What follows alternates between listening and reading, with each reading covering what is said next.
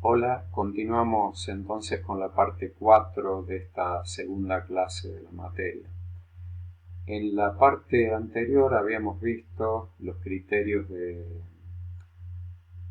o mejor dicho, los conceptos de área, zona y región metropolitana, y ya habrán podido advertir que implicaban distintos criterios para delimitar lo que llamamos metropolitano. Habíamos hablado de algunos criterios físicos, institucionales y funcionales, que ahora lo vamos a ver un poquito más en detalle, pero esto está íntimamente ligado a lo que vimos en la parte anterior. En cuanto a los criterios físicos, podríamos decir que se focalizan en la cuestión de la continuidad de la mancha urbana entre jurisdicciones distintas, es decir, con un mínimo de densidad de habitantes y de edificios que alojan actividades humanas y que están vinculadas por una red más o menos continua de manzanas y calles. Es lo que habíamos visto en el caso de las áreas metropolitanas, donde el factor determinante era esta continuidad física. Esto, como dijimos, se ve muy claramente en el caso del área metropolitana de Buenos Aires,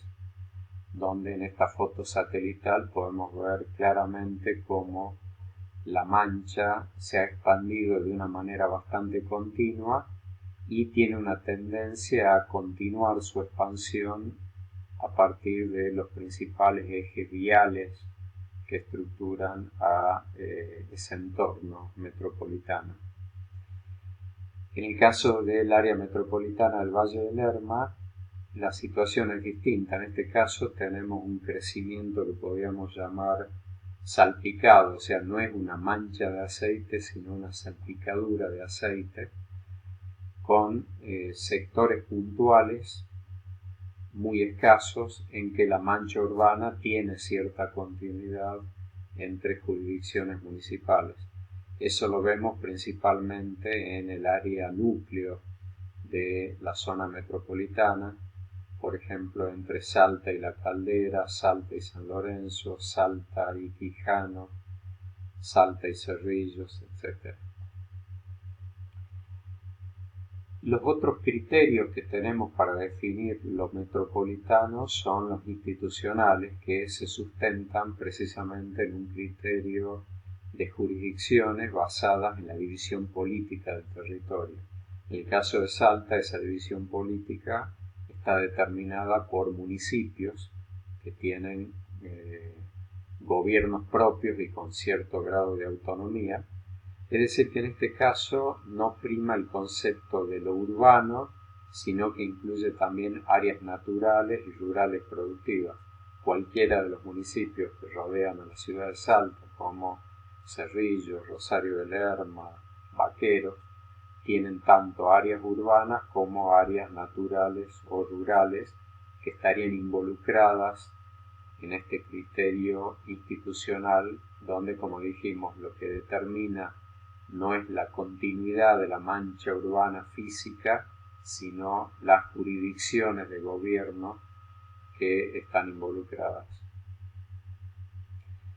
Y el tercer criterio, que lo habíamos visto para el caso de las regiones metropolitanas, viene determinado fundamentalmente por los flujos entre los componentes urbanos del área metropolitana, es decir, estamos hablando de un criterio funcional. Tiene que ver, por ejemplo, con la movilidad y el transporte público, la relación entre el lugar de vivienda y el lugar de trabajo, etc. Este es un caso típico de las modalidades de urbanización metropolitana del siglo XXI, como ya vimos en partes anteriores de esta clase, determinada por esa proliferación de barrios cerrados, centros comerciales suburbanos, redes de autopistas, etc. En el caso de Salta o de su área metropolitana, este criterio funcional lo podemos ver reflejado en este gráfico, donde vemos, por ejemplo, cómo los distintos flujos que tienen que ver con trabajo, estudios, salud, compras, trámites, recreación y cultura, cargas, tienen claramente una relación de centralidad respecto a la ciudad núcleo del área metropolitana, que en este caso es Salta. Todas esas relaciones, esos flujos de los municipios vecinos confluyen en gran manera en esta ciudad cabecera del área metropolitana.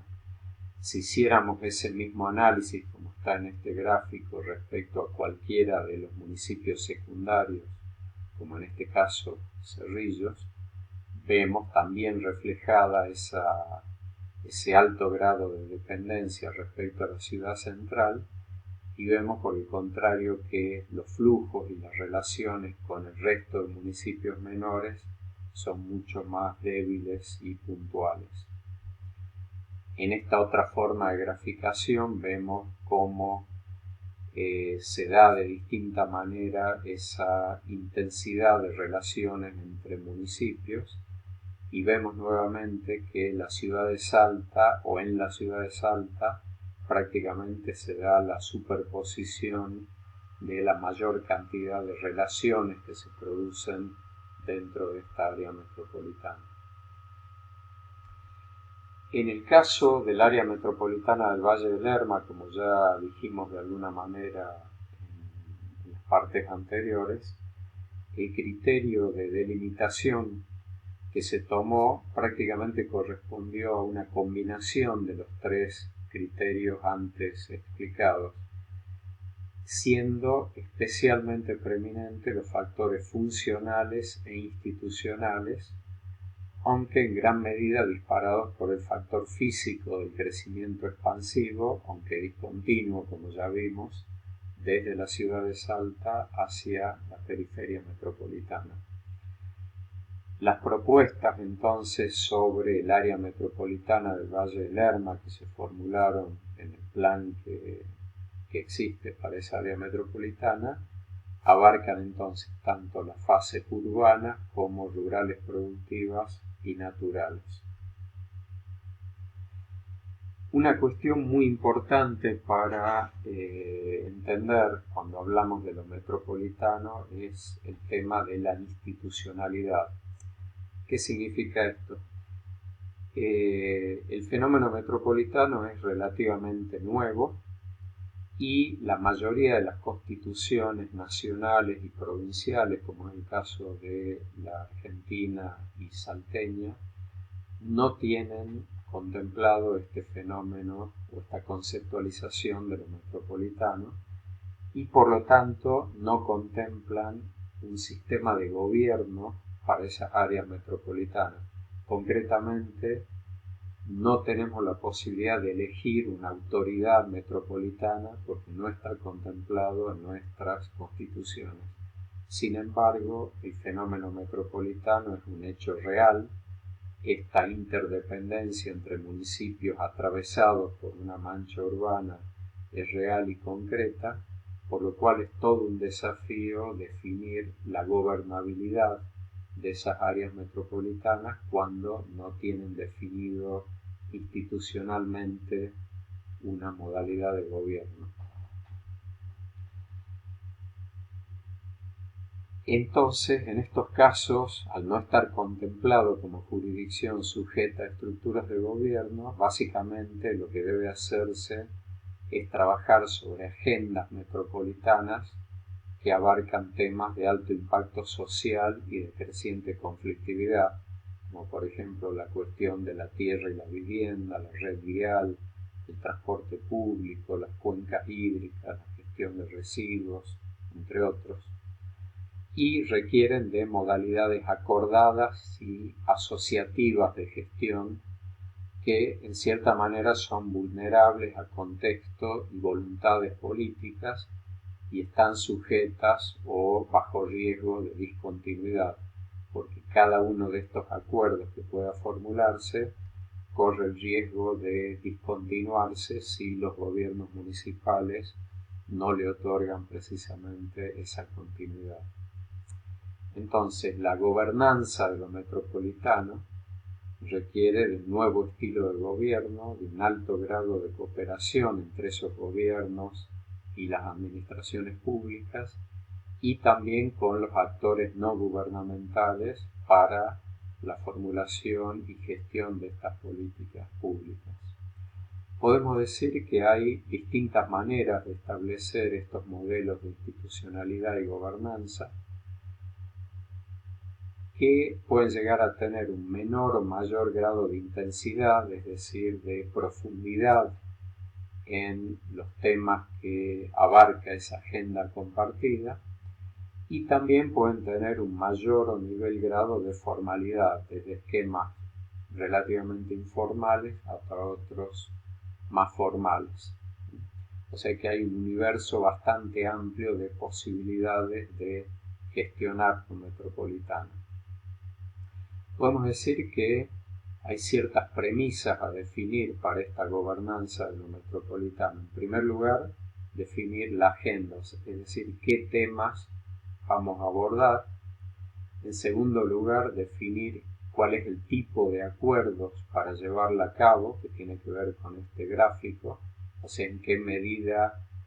le vamos a dar mayor o menor intensidad y mayor o menor formalidad a esos acuerdos. Y en tercer lugar está el tema de las capacidades para alcanzar estos objetivos propuestos, es decir, cómo lo vamos a organizar, de qué se va a ocupar ese organismo o esa modalidad de gestión que definamos, quiénes la van a formar y con qué recursos van a trabajar. En este gráfico podemos, en base a un trabajo que hizo para el caso de Salta la consultora IGC, podemos definir 4 modelos de institucionalidad o gobernanza diferentes.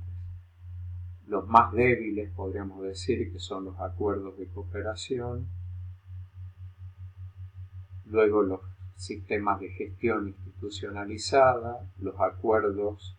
de autoridad descentralizada y los gobiernos regionales, que en este caso sería el que nos daría un mayor nivel de formalidad y de intensidad en la organización. Para cada uno de estos modelos tenemos un marco legal específico, un determinado tipo de autoridades y un modelo de organización específico para cada uno de estos casos. Podemos ver que para el acuerdo de cooperación tenemos, por ejemplo, el que se llevó a cabo en Salta para empezar a trabajar con el área metropolitana, cuando se conformó una mesa ejecutiva metropolitana conformada por los intendentes de estos 8 municipios. Para el modelo de gestión institucionalizada tenemos algunos ejemplos, como por ejemplo las mancomunidades de ciudades de Bolivia, que funciona bastante bien. Como ejemplo de autoridad descentralizada, en el caso de Salta tenemos por ejemplo la Autoridad Metropolitana de Transporte, que abarca a toda el área metropolitana y se creó para su gestión un ente desde el gobierno provincial para gestionarla. Y el caso de los gobiernos regionales solamente se da en algunos países que tienen contemplado en su constitución